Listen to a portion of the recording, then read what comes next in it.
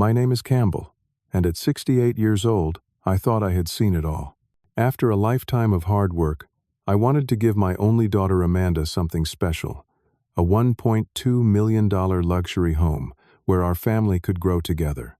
Instead, on the day of the housewarming, my daughter and her husband Justin publicly humiliated me and kicked me out of the very house I had purchased for them.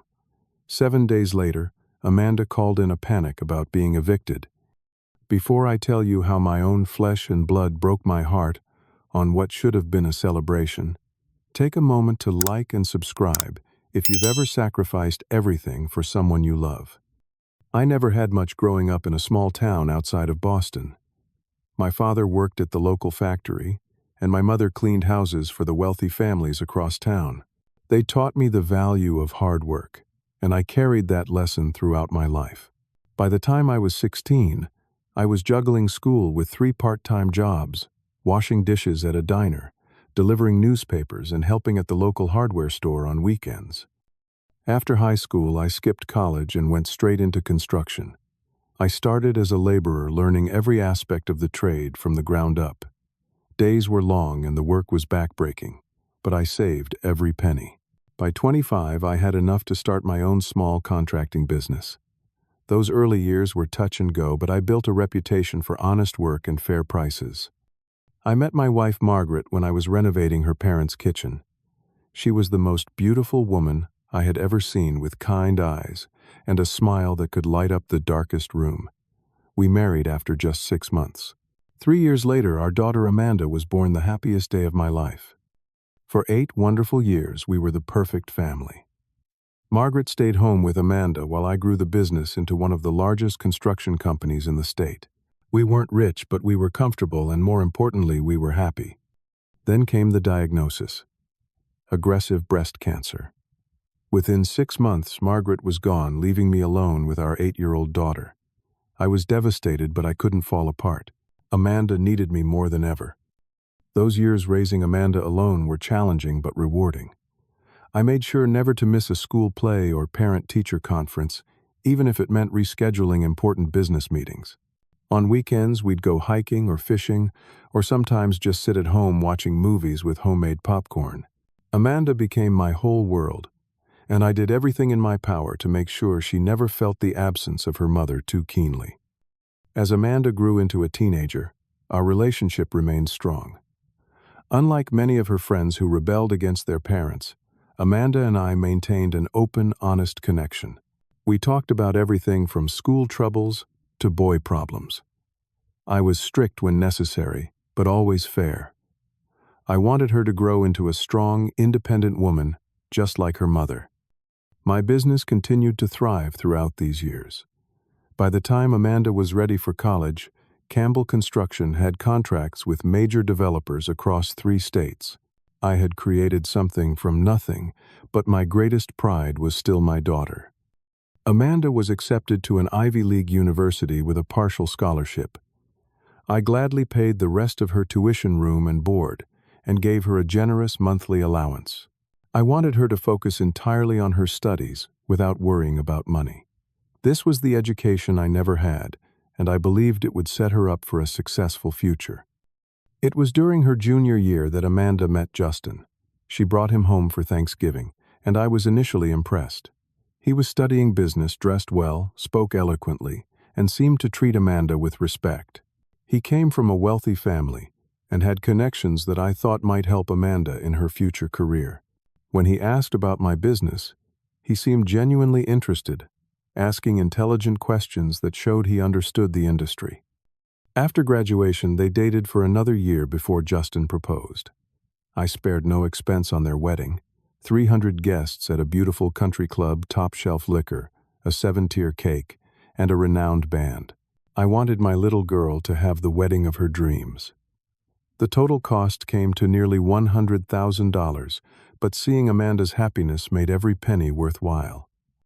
Looking back, I now realize the first red flags appeared shortly after the wedding. Justin began making subtle comments about my clothes or my speech. "Just trying to help you fit in better with our circle, Campbell," he'd say with a condescending smile. He started referring to me as Amanda's dad, rather than by my name when introducing me to his friends. Amanda changed too. Our weekly father-daughter dinners became monthly, then quarterly. When we did meet, she'd check her phone constantly, or bring Justin along when I had hoped for time just with her. She began correcting my table manners or changing the subject when I talked about my construction projects as if she were embarrassed by my blue-collar background. After 45 years in construction, I decided to retire at 67. The company had grown beyond my wildest dreams, and I sold it for a substantial sum. I thought retirement would mean more time with Amanda, perhaps grandchildren soon. But instead I found myself increasingly alone. My calls went to voicemail. My invitations were declined with flimsy excuses. One night, after not seeing Amanda for nearly 2 months, I sat alone in my empty house and made a decision. Perhaps the distance between us was my fault. Maybe I hadn't given them enough space or support. I would buy them the perfect family home, a place where we could rebuild our relationship, where future grandchildren could grow up, where I could be the devoted father and grandfather I longed to be. It would be my ultimate gift to Amanda, a tangible proof of my love and a legacy that would last beyond my lifetime. With this plan in mind, I went to bed that night, filled with renewed hope and purpose. The search for the perfect home took nearly 3 months. I visited dozens of properties across the most desirable neighborhoods, always keeping Amanda and Justin's preferences in mind. They had often talked about wanting to live in Oak Ridge Estates, an exclusive gated community with manicured lawns, a community pool, tennis courts, and walking trails. Houses there rarely came on the market, and when they did, they sold quickly. When my realtor called about a 5-bedroom, 4-bathroom colonial-style home becoming available in Oak Ridge, I immediately arranged a viewing. The moment I walked through the grand entrance with its soaring ceilings and elegant chandelier, I knew this was the one. The formal living and dining rooms would be perfect for entertaining, while the massive gourmet kitchen with top-of-the-line appliances would satisfy Justin's newfound interest in cooking. The primary bedroom suite was the size of my first apartment, with a bathroom that featured a jetted tub, separate rainfall shower, and dual vanities. 3 additional bedrooms upstairs would provide plenty of space for future grandchildren and guests. The finished basement included a home theater and wet bar, ideal for family gatherings. What sealed the deal for me was the separate guest house at the back of the property. At 600 square feet, it was the perfect size for me, small enough to give the young couple their privacy, but close enough that I could be part of their daily lives. I could already picture myself babysitting future grandchildren while Amanda and Justin enjoyed date nights. The asking price was $1.2 million, a significant portion of my retirement fund. My financial advisor cautioned against spending so much on a single asset, recommending I keep the money diversified for security.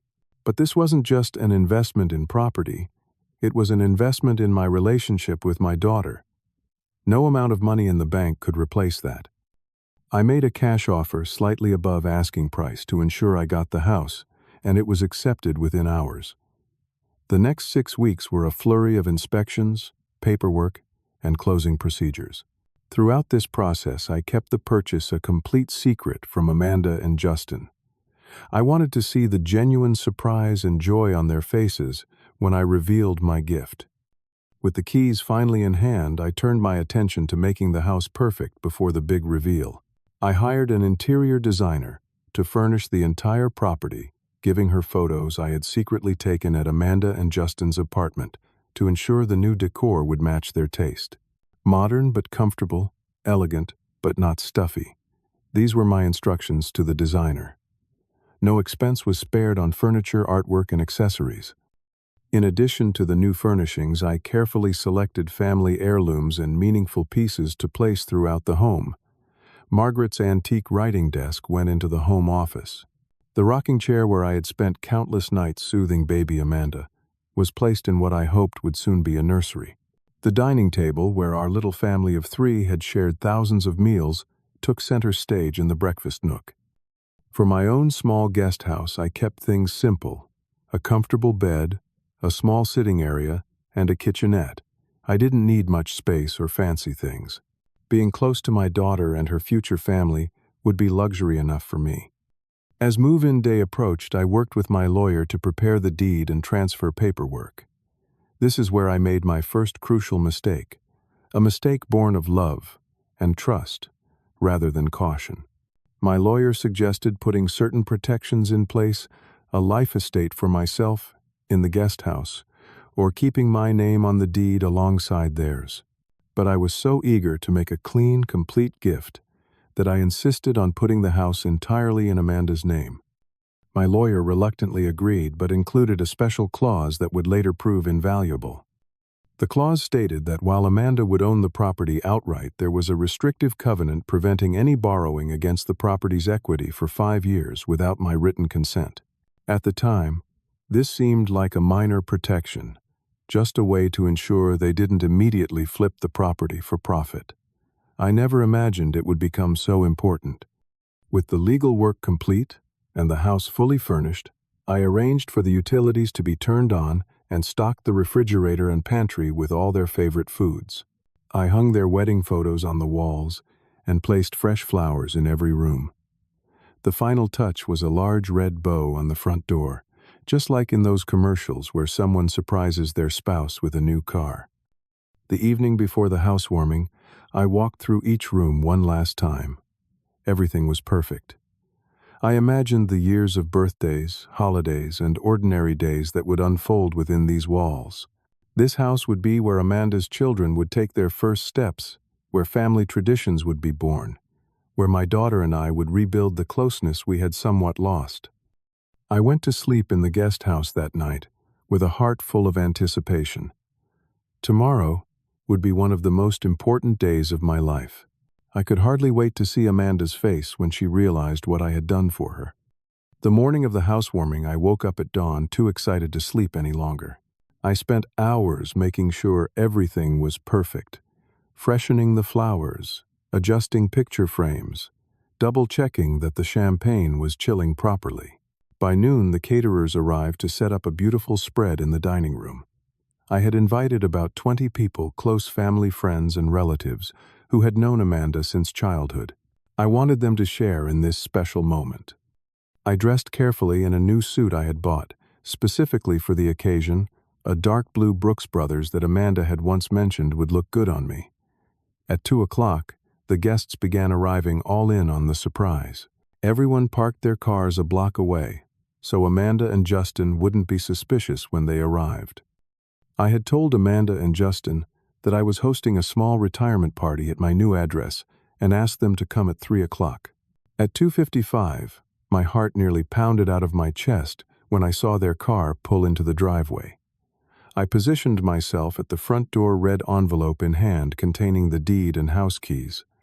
The look on Amanda's face when she stepped out of the car was everything I had hoped for, pure shock and disbelief, as she took in the magnificent house with its imposing facade and perfectly landscaped yard. "Dad, what is this? Whose house is this?" she asked as they walked up the pathway. I could barely contain my excitement as I replied, "It's yours, sweetheart, all yours." Her hand flew to her mouth. "What are you talking about?" "Come inside," I said, holding the door open. "Everyone's waiting." The moment they stepped into the foyer and saw the gathered friends and family, a cheer went up. Amanda stood frozen, looking around at the soaring ceilings, the gleaming hardwood floors, the elegant furnishings. "I don't understand," she whispered. I handed her the red envelope. "This house is my gift to you and Justin. You've talked so often about wanting to live in Oak Ridge, and now you do. The deed is in your name." Amanda's eyes filled with tears as she opened the envelope and saw the paperwork. Justin peered over her shoulder, his expression unreadable. "Dad, this island. I can't believe you did this," Amanda said, her voice cracking. I hugged her tightly. "Nothing's too good for my little girl." "And look," I said, gesturing toward the back of the property. "There's a guest house out back for me. I can be close, but not in your way. When you have kids, I'll be right there to help." A strange look passed between Amanda and Justin then, a look I should have paid more attention to, but I was too caught up in the moment to notice. The next hour passed in a blur of congratulations toasts and a tour of the property. Amanda seemed genuinely moved, though somewhat overwhelmed. Justin was quieter, asking pointed questions about the value of the home, the terms of ownership, and whether there were any conditions attached. After the tour concluded, and everyone was enjoying the catered food in the dining room, Justin pulled me aside. "Can we talk privately for a moment, Campbell? Perhaps in the study." I followed him, willingly, pleased that he wanted to have a heart-to-heart moment. The study was a handsome room with built-in bookshelves, a leather sofa, and a desk that had once belonged to my father. As soon as the door closed behind us, Justin's demeanor changed completely. The polite smile vanished, replaced by a cold, calculated look that I had never seen before. "Let's get something straight," he said, his voice low but hard. "This gesture of yours, while generous, has created an awkward situation." Confused, I asked, "What do you mean? I thought you and Amanda would be thrilled." "The house is magnificent, and we appreciate the gift. But your assumption that you would be living in the guest house is problematic. Amanda and I are starting our lives together. We don't need her daddy living in the backyard watching our every move." His words felt like a physical blow. I never intended to intrude. I just thought I could be helpful, especially when you have children. Justin's laugh was without humor. "Children are years away, if ever. And when we do decide to have them, we'll hire professional help, not rely on an aging father who thinks he can buy his way into our lives." I struggled to understand what was happening. "Justin, this isn't about buying anything. Amanda is my only child. I just want to be part of your lives. You've had your time with Amanda. She's my wife now, and my priority is our future, not maintaining some childish father-daughter bond that she should have outgrown years ago." Before I could respond, the study door opened and Amanda walked in. "Everything okay in here?" she asked, looking between us. Justin immediately put his arm around her. "I was just explaining to your father that while we appreciate the house, having him live in the guest house won't work for us." I looked at my daughter, waiting for her to contradict him, to say that, of course, I was welcome. Instead, she looked down at the floor. "Dad, Justin's right. We need our space to grow as a couple. Having you right in the backyard would be complicated." I couldn't believe what I was hearing. "Amanda, I bought this house so we could be close, so I could be part of your life again. We've been drifting apart, and I thought this would bring us back together." Justin interrupted, his voice sharp. "That's exactly the problem. You're trying to force your way back into Amanda's life because you're lonely. It's selfish, really." "Selfish?" I repeated, stunned. "I just gave you a $1.2 million house." "And we're grateful," Amanda said quickly. "But the gift doesn't come with conditions about you living here." "It's not a condition," I said. "It was my hope, my dream for us as a family." Justin's patience seemed to snap. "Let me be perfectly clear. We accept the house, but we do not accept you as part of the package. The guest house will make an excellent home gym, or perhaps a pool house when we put in a pool." Amanda at least had the decency to look uncomfortable, but she didn't contradict her husband. Instead, she said softly, "Dad, maybe you should go now. We can talk about this another time when things are less emotional." I looked from my daughter to her husband, and back again, a lifetime of love and sacrifice playing through my mind. "You want me to leave now?" "In the middle of the party, I arranged to give you this house." Justin nodded. "That would be best. We'll take it from here."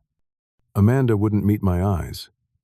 "It's just that the guests will be wondering what's happening, and we don't want a scene." I felt hollow inside, like everything that made me who I was had been scooped out. "I see." As I moved toward the door, Justin called after me, "Thanks for the house, Campbell, but we don't need you now." I walked out of the study and through the dining room where our guests were still eating and drinking, oblivious to the drama unfolding. A few called out to me, but I couldn't respond. I headed straight for the front door, unable to bear another moment in what I had thought would be my family's home. As I reached for the doorknob, I heard quick footsteps behind me. Amanda had followed me to the foyer. "Dad, please don't be upset. Justin just thinks we need some boundaries." I turned to look at my daughter, really look at her. In that moment, I didn't recognize the woman standing before me. Where was the little girl who used to run into my arms after a long day at work? Where was the teenager who would talk to me for hours about her hopes and dreams? Where was my Amanda? I gave you everything I had, I said quietly. Not just this house, but my whole life. And this is how you repay that love. She flinched as if I'd slapped her. That's not fair. You chose to give us the house. If you had conditions, you should have made them clear up front. The only condition was love, Amanda. That's all I ever wanted in return. Without waiting for her response, I walked out the door and down the path to my car. As I drove away from the beautiful house that was supposed to be the setting for the next chapter of our family story, I felt tears streaming down my face for the first time since Margaret died. The first night after the housewarming disaster, I checked into a hotel. I couldn't bear to return to my old house, which I had already put on the market in anticipation of moving into the guest house. The hotel room was sterile and impersonal, much like I felt my relationship with Amanda had become. I barely slept that night, replaying the events over and over in my mind. How had things gone so terribly wrong? Where had I failed as a father to raise a daughter who could treat me with such callous disregard? What had happened to the sweet, compassionate girl I thought I knew? The next morning, I called my realtor and asked her to find me a small apartment to rent while I figured out my next steps. By that afternoon, I had signed a 6-month lease on a modest 2-bedroom unit in a quiet complex across town. It wasn't much, but it would do for now. As I unpacked the few belongings I had brought with me, my phone remained silent. No call from Amanda, no apology, no explanation. I kept expecting her to reach out to say she had made a terrible mistake, that she had been caught off guard or pressured by Justin. But the call never came. On the second day, I reached out to her, leaving a voicemail that I tried to keep neutral and loving despite my pain. Amanda, it's Dad. I think we need to talk about what happened. Please call me when you can. She didn't return my call. On the third day, I texted her. I'm staying at Riverside Apartments for now. I love you no matter what. Read, but no reply. By the fourth day, friends who had attended the housewarming began calling me concerned and confused. Apparently, after I left, Justin and Amanda had continued the party as if nothing had happened, telling guests I had a personal emergency to attend to. Many had tried reaching out to me since then, but had been unable to get through as I had turned off my phone for the first 24 hours in my grief. My oldest friend Thomas insisted on coming over to the apartment. When he arrived, he was shocked by my appearance. I hadn't shaved or changed clothes in days, and the apartment was still mostly boxes. "Campbell, you look terrible," he said bluntly. "What the hell happened at that party? One minute you were beaming with pride, showing everyone around the house, and the next you disappeared." I told him everything: Justin's cold words, Amanda's betrayal, being asked to leave my own party. As I spoke, Thomas's expression shifted from concern to outrage. "That ungrateful little. After everything you've done for her, Campbell, I've known Amanda since she was in diapers. This isn't like her at all. That husband of hers has poisoned her mind." "Maybe," I said. "Or maybe I raised her to be entitled. Maybe this is my fault for always giving her everything, for never saying no." Thomas shook his head firmly. "Don't do that to yourself. You were a great father, better than most. You worked yourself to the bone to give her every opportunity, and you did it all alone after Margaret died. This is not on you." His words were kind, but did little to ease my self-recrimination. Where had I gone wrong? Had I spoiled her? Had I failed to teach her gratitude and respect? These questions tormented me throughout those first few days.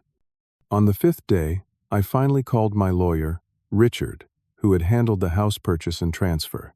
I explained what had happened and asked if there was anything I could do to reverse the gift, knowing full well it was probably too late. "Campbell, I'm so sorry this happened," Richard said, genuine sympathy in his voice. "As you know, once the deed was transferred and recorded, the house legally belongs to Amanda. You can't simply take it back. I sighed heavily. I figured as much. However, he continued, "Remember that clause I insisted on including, the one preventing them from borrowing against the equity, without your consent for 5 years?" "Yes, what about it?" "That's still enforceable. They own the house, but they can't use it as collateral for a loan without your signature. Not for 5 years." At the time, this seemed like small consolation. What did it matter if they couldn't borrow against the house? They still had $1 million property that I had paid for, and I was living in a rented apartment, having spent most of my retirement savings on their gift. "Thanks, Richard, but I don't see how that helps me now," I said. "Just keep it in mind," he replied mysteriously. "You never know when it might become relevant." After hanging up, I sat on my still unpacked sofa and considered my options. I could fight this legally, though Richard didn't seem to think I had much ground to stand on. I could continue trying to reach Amanda, hoping she would come to her senses. Or I could accept that this chapter of my life might be closing and try to move forward. That evening I received an unexpected visitor. It was Elizabeth, Amanda's godmother and Margaret's best friend. She had been at the housewarming and had apparently gotten my new address from Thomas. Elizabeth didn't mince words. "Amanda is making the biggest mistake of her life," she said as soon as I opened the door. And I told her so. "You've spoken to her?" I asked, ushering her in. "I went over there today. That house is spectacular, Campbell, but it felt cold somehow. Amanda seemed on edge the whole time, jumping whenever Justin entered the room." This detail caught my attention. "Did she say anything about what happened?" Elizabeth nodded. "Not much, but she did mention that Justin had been upset about your plan to live in the guest house.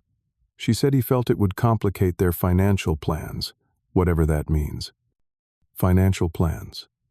What financial plans could be complicated by my living in a guest house I had paid for? Something didn't add up. The next morning, day 6 after the housewarming, I did something I had never done before. I hired a private investigator. If Justin had ulterior motives beyond simply wanting me out of their lives, I needed to know. It felt underhanded, but I was desperate to understand what was happening with my daughter. The PI, a retired police detective named Frank, took the case immediately. "I'll look into their finances, any legal issues, employment records, the usual background check. Should have preliminary findings in a few days." I thanked him and paid his retainer. As I left his office, I felt a strange sense of calm for the first time since the housewarming. I was done being purely reactive. I was taking control of the situation. That night, I started unpacking my boxes and properly setting up my apartment. It was time to accept that this might be my home for a while. As I arranged my books on the shelves and hung a few pictures, I allowed myself to feel the full weight of my grief, not just for the lost house, but for the lost relationship with my daughter. I had always defined myself as Amanda's father. My identity had been wrapped up in providing for her, protecting her, being there for her. Who was I now that she had rejected me? What purpose did I have? As I pondered these questions, staring at a photo of Amanda's college graduation, my phone rang. It was Frank, the PI. "Mr. Campbell, I know it's late, but I've found something you should know right away. Your son-in-law has a gambling problem, a big one. He's deep in debt to some very unpleasant people. I'm still gathering details, but I thought you should be aware." A gambling addiction. Suddenly, Justin's eagerness to accept the house while rejecting me made perfect sense. He didn't want me around because he planned to use the house to solve his financial problems. The restrictive covenant preventing him from borrowing against the equity must have been an unexpected obstacle. "Thank you, Frank," I said, my mind racing. "Keep digging." I hung up and immediately called Richard despite the late hour. When he answered groggy with sleep, I quickly explained what I had learned. "So the clause you included might actually be important after all," I concluded. Richard was fully awake now. "Very important. If he has gambling debts, he's probably desperate for cash. A house worth $1.2 million would be an easy solution if he could borrow against it. But he can't not without my signature." "Exactly. And I'm guessing he's figured that out by now and isn't happy about it." "So what happens next?" I asked. Richard's reply was both shocking and prescient. If he's desperate enough, he might try something stupid. Just wait. I have a feeling Amanda will be calling you soon enough. On the evening of the 7th day after the housewarming, exactly 1 week since I had been kicked out of the house, I'd purchased my phone rang just after 11 p.m. Amanda's name flashed on the screen. My heart raced as I answered. Dad. Her voice was shaking thick with tears. Dad, I need your help. Despite everything, my first instinct was concern. Amanda, what's wrong? Are you hurt? No, I'm not hurt, but Dad, we've been evicted from the house. There were sheriff's deputies here an hour ago with paperwork. They said we have 24 hours to vacate the property. Justin is out somewhere and I don't know what to do. I sat down slowly, trying to process what she was saying. Evicted? That's not possible. The house is fully paid for. There's no mortgage. Her sob cut through the phone. That's what I thought too. But apparently Justin took out some kind of loan using the house as collateral. The paperwork says we're in default, and the lender is foreclosing. A cold realization washed over me. Richard had been right. Despite the restrictive covenant, Justin had found a way to borrow against the house, likely through some shady high-interest lender who didn't do proper due diligence or didn't care about the covenant's legality. Where are you now? I asked already, reaching for my car keys. I'm still at the house. They gave us until tomorrow evening to get our things out. Dad, I don't understand how this happened. Justin assured me our finances were fine. He handles all the money. I bit back the urge to say I told you so, or to point out that she had chosen Justin over me just a week ago. Instead, I simply said, I'll be there in 20 minutes. Pack an overnight bag. The drive to Oak Ridge Estates felt surreal.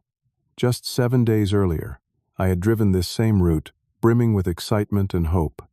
Now I was filled with a complex mixture of vindication, worry, and lingering hurt. When I pulled into the driveway, the magnificent house looked exactly the same from the outside, but knowing what was happening within its walls changed everything.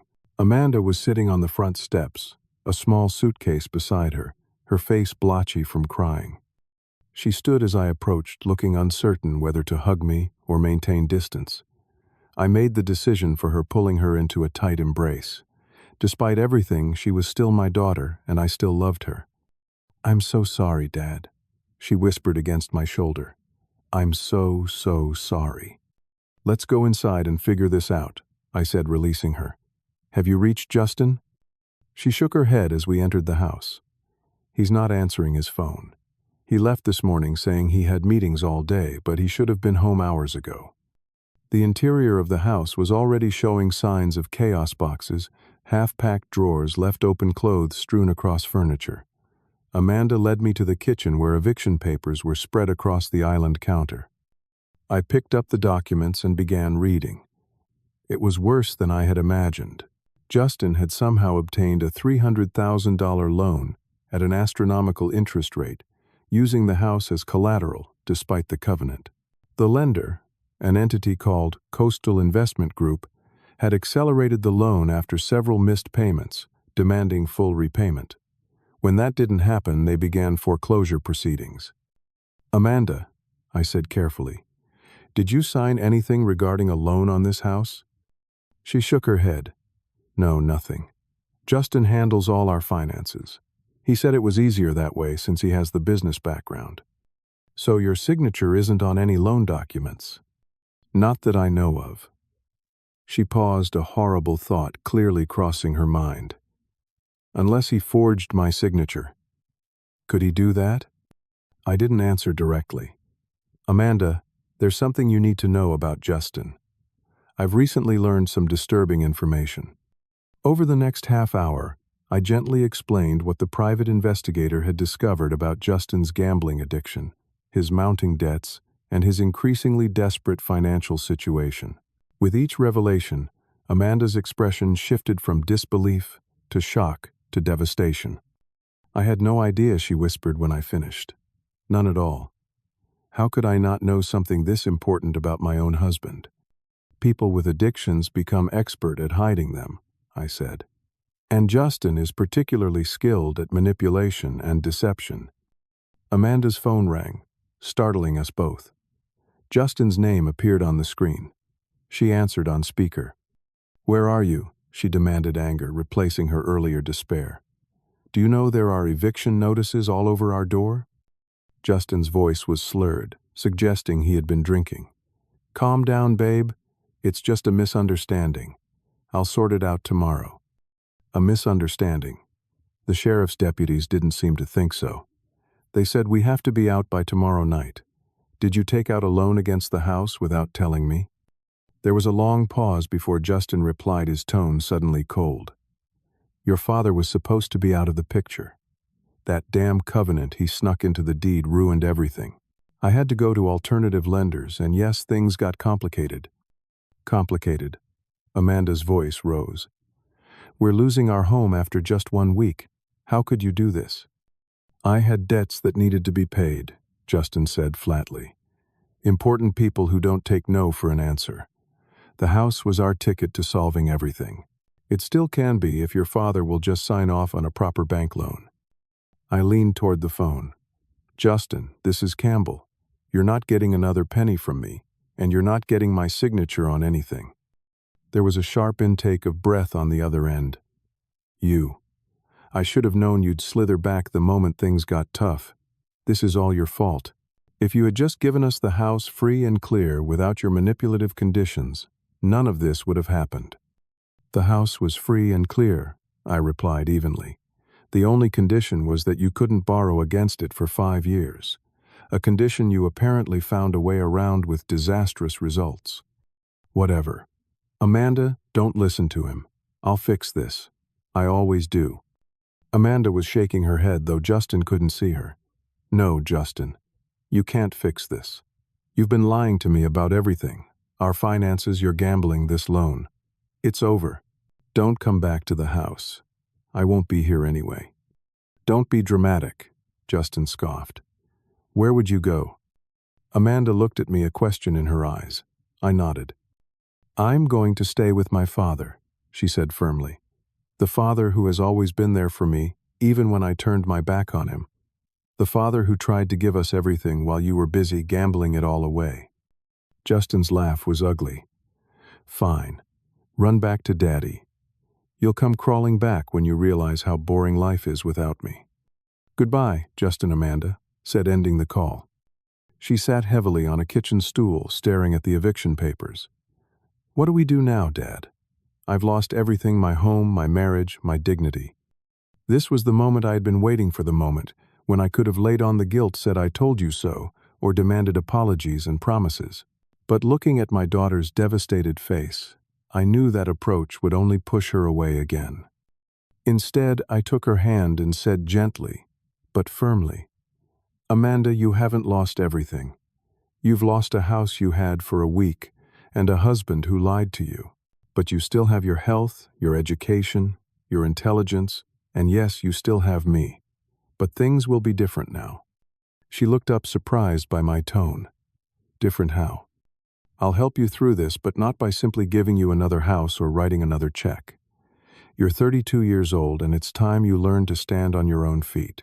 If you want to stay with me, you'll need to get a job, contribute to expenses, and most importantly, you'll need to treat me with respect." "Dad, She began, tears filling her eyes again. "I'm not finished," I said calmly. "I love you, Amanda. I always have, and I always will. But love doesn't mean enabling bad behavior or accepting disrespect. What happened at the housewarming hurt me deeply. I need to know that you understand that and that it won't happen again." Amanda nodded slowly, a new awareness in her eyes. "I do understand, and I'm truly sorry, Dad. I let Justin influence me in ways I never should have allowed. I chose him over you, and I was wrong. So wrong." For the first time in a week, I felt a glimmer of hope that perhaps this crisis could lead to something positive, a reset of our relationship, a chance for Amanda to grow into the strong, independent woman I had always wanted her to be. "Let's pack what you need for tonight," I said. "Tomorrow we can figure out the next steps." As we gathered her essentials, Amanda paused, looking around at the beautiful home that had been hers for such a brief time. I can't believe I'm losing this house. It was so perfect. The house was just a structure, I replied. What matters is the people inside it, and how they treat each other. We'll find a better home, Amanda. Maybe not as luxurious, but one filled with genuine love and respect. She nodded, wiping away a tear. I'd rather have a tiny apartment with people who truly care about me than a mansion with someone who only cares about himself. As we walked out the door, I felt a burden lifting from my shoulders. The house that I had thought would bring my family together had in a roundabout way done exactly that, just not in the manner I had expected. The next morning, Amanda and I returned to the house with Richard, my lawyer, to assess the situation legally. After reviewing the eviction documents and loan paperwork, Richard confirmed our suspicions. Justin had indeed forged Amanda's signature on the loan documents. This changes things significantly, Richard explained. The loan is fraudulent. We can fight the foreclosure on those grounds, though it will take time. In the meantime, Amanda, you should file a police report for the forgery and consider filing for divorce immediately. Amanda nodded, a new determination in her eyes. I'll do both today. While Amanda and Richard discussed the legal details, I wandered through the house that had briefly been the vessel for my dreams. Despite everything that had happened, I still loved this place and the potential it had represented. Perhaps I thought it wasn't entirely lost. When we regrouped in the kitchen, I made a proposition. Amanda, Richard, I have an idea. Rather than fighting a lengthy legal battle with uncertain outcomes, what if I negotiate directly with the lender I could offer to pay off Justin's fraudulent loan in exchange for returning the deed to my name? Richard considered this. It's possible. The lender might prefer a guaranteed payment over a protracted foreclosure and fraud case. But Campbell, that's another $300,000 on top of what you've already spent. I know, I said, but the house is worth it. Not just financially, but emotionally. I picked every detail with our family in mind. Amanda touched my arm. Dad, you've already done so much. I can't let you spend more money fixing my mistakes. They're not just your mistakes, I replied. I made plenty of my own, starting with putting the house solely in your name without really knowing Justin's character. Besides, this isn't just for you. It's for me too. For our future. After some discussion, we agreed to pursue this approach. Richard made the initial call to Coastal Investment Group, who were surprisingly receptive. They wanted their money back far more than they wanted the house. While Richard handled the negotiations, Amanda and I returned to my apartment to figure out next steps. The two-bedroom unit suddenly felt very small with both of us there, but there was something comforting about the coziness. You can have the main bedroom, I offered. I'll take the smaller one. No, Dad, I couldn't. This is your place. I'll take the small room or even the couch. Amanda, I insist. Besides, it's temporary. Once we sort out the house situation, we'll have more options. Over a simple lunch of sandwiches, we had our first truly honest conversation in years. I need to get a job, Amanda said. I haven't worked since before the wedding. Justin always said his income was enough for both of us. What about your marketing degree? That's still valuable. Amanda sighed. It's been 3 years since I graduated. I don't have any real experience. Everyone starts somewhere, I said. And you're smart and capable. You'll find something. In the meantime, I want to contribute here. I can cook, clean, whatever you need. I smiled. That would be appreciated. But what I need most is simply my daughter back. The real Amanda, not the person Justin was shaping you into. Tears filled her eyes. I'm so ashamed of who I became with him. The things I said to you at the housewarming. I don't even recognize that person. People make mistakes, especially when they're under the influence of someone manipulative. The important thing is that you've recognized it and are making changes. The next few weeks established a new rhythm for us. Amanda filed for divorce and began job hunting immediately. I was impressed by her determination, watching her apply for positions every day, networking with old college friends, and even taking online courses to refresh her skills. The apartment became a sort of command center for both our missions, Amanda's job search, and our legal battle to reclaim the house. Richard had negotiated a deal with Coastal Investment Group. I would pay off the fraudulent loan amount, and in exchange, they would transfer their claim on the property to me. Meanwhile, Amanda filed fraud charges against Justin, who had apparently left town, his whereabouts unknown. 3 weeks after moving in together, Amanda burst through the door with exciting news.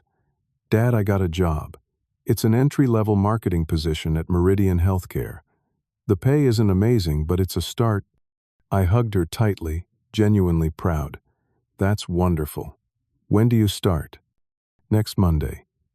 And, get this, they have excellent advancement opportunities and tuition assistance if I want to get my MBA down the road." That evening, we celebrated with takeout from Amanda's favorite restaurant. As we ate, she said, "I want to start paying rent as soon as I get my first paycheck." "That's not necessary," I began, but she cut me off. "It is necessary, Dad. I need to do this for myself, to know that I'm contributing, that I'm not just taking from you anymore." I saw the conviction in her eyes and nodded. "All right, we'll figure out a fair amount." A month into our new living arrangement, Richard called with news about the house. The deal with Coastal Investment Group had gone through. The fraudulent loan was paid off, and the deed would be transferred to my name. Additionally, the police were now actively searching for Justin on fraud charges. Amanda and I went to the house that weekend to assess its condition. Surprisingly, despite the rushed eviction, the property was largely intact. It needed cleaning and some minor repairs, but nothing serious. Standing in the grand entryway, Amanda looked around wistfully.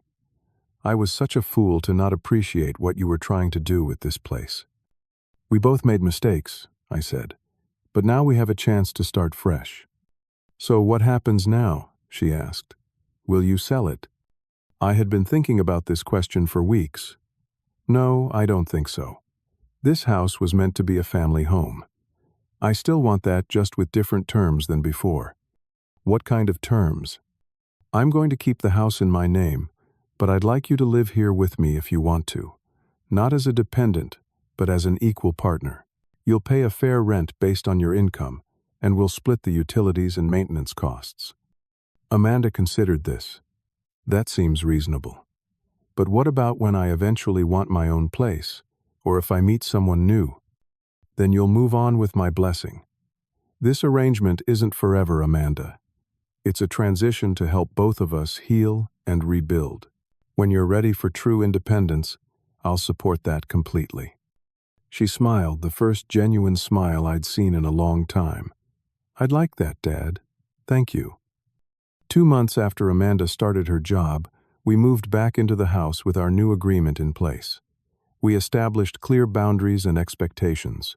Amanda took the primary bedroom suite while I settled into one of the other upstairs bedrooms, leaving the guest house empty for now.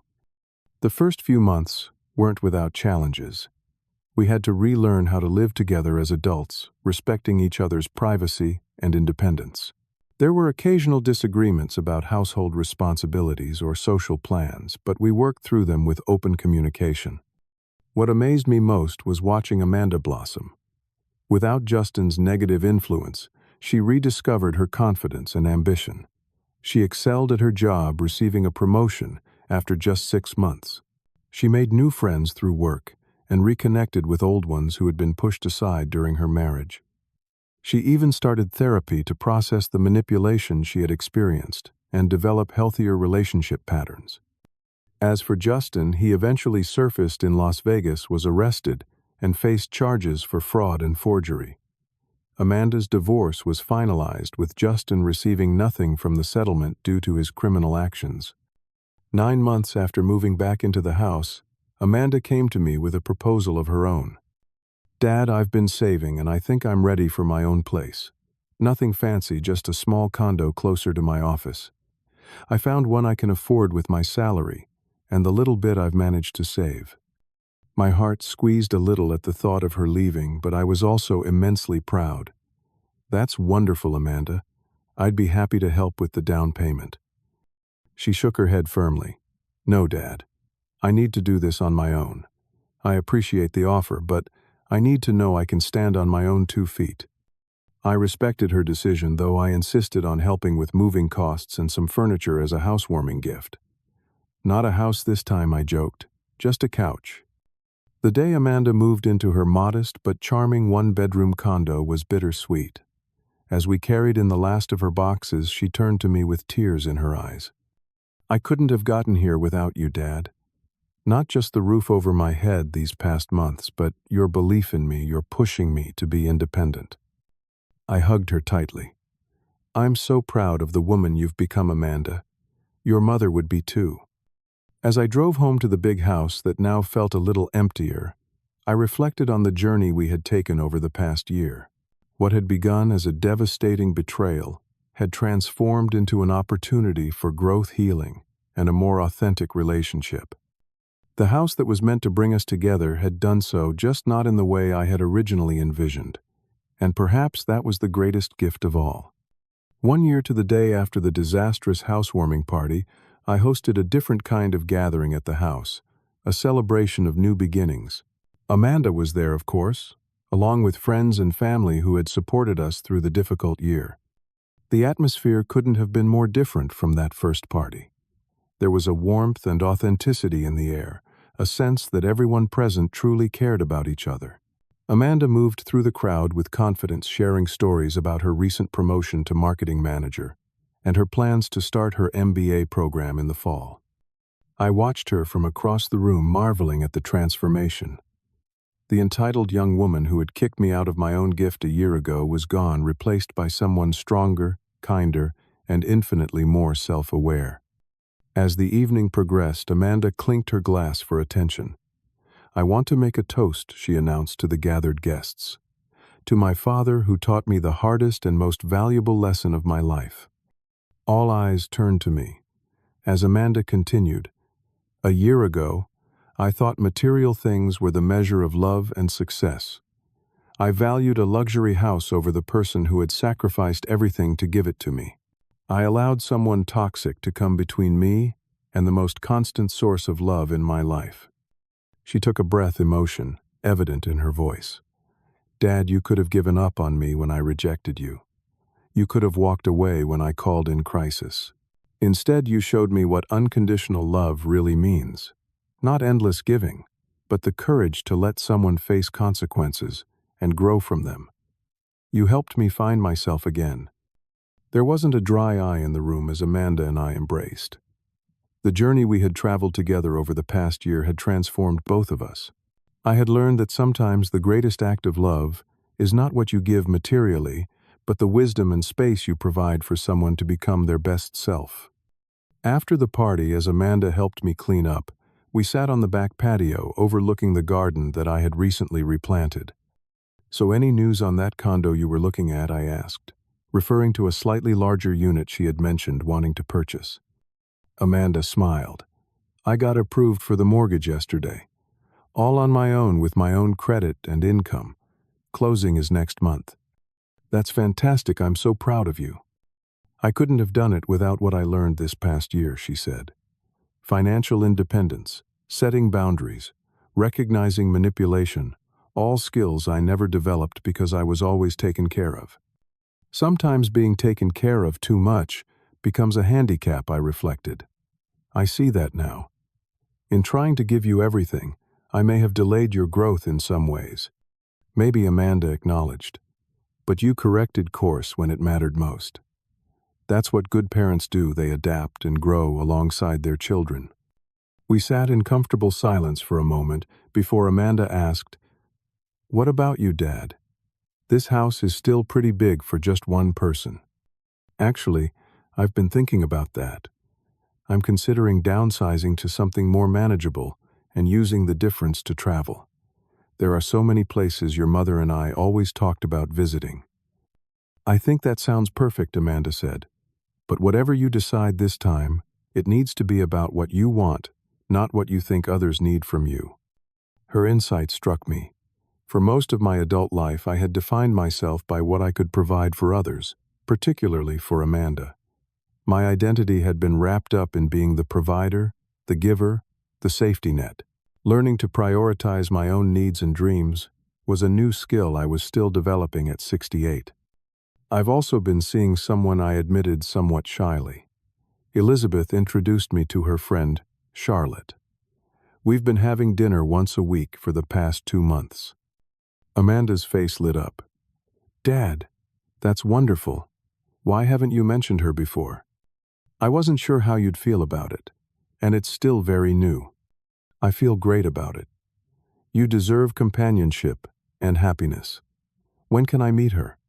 Her genuine enthusiasm warmed my heart. The old Amanda might have been jealous or possessive.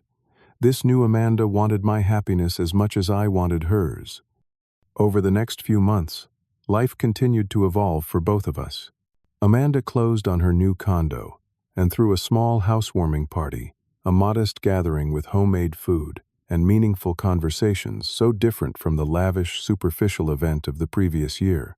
She invited me and Charlotte, publicly acknowledging and welcoming our relationship. As for the luxury house that had started our journey, I ultimately decided to sell it. The memories, both painful and healing, were valuable, but I was ready for a fresh start. I purchased a comfortable 3-bedroom ranch-style home in a quiet community with a vibrant senior center and plenty of activities. The day before closing on the sale of the luxury house, Amanda and I walked through it one last time. It's strange, she said, her voice echoing slightly in the now empty rooms. This house represented such different things to each of us. To me, it was status and material wealth. To you, it was family and connection. And in the end, it gave us something entirely different from what either of us expected, I replied. It broke us apart so we could rebuild something stronger. Do you regret buying it? She asked. I considered the question carefully. No, I don't think I do. The financial cost was high, but the lessons we both learned were priceless. I discovered that my worth isn't measured by what I can give materially, and you discovered your own strength and independence.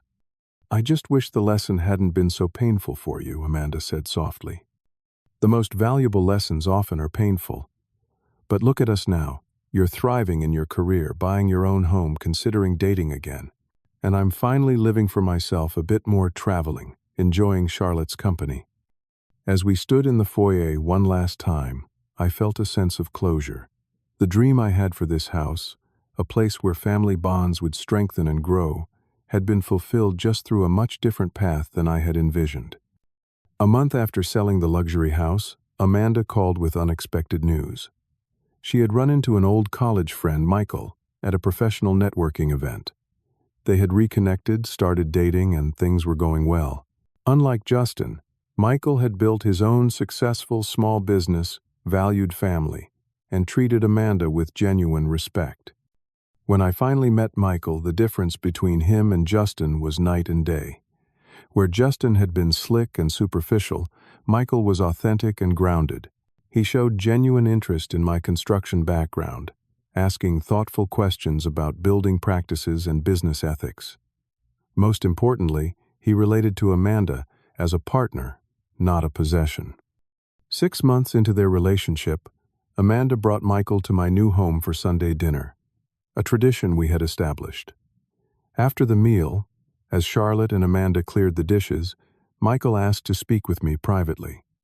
I want you to know how much I respect the relationship you and Amanda have built, he said.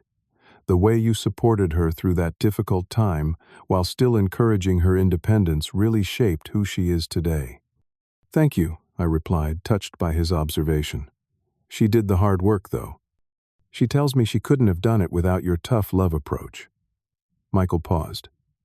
I want you to know that I see Amanda for who she truly is, someone strong, kind, and independent.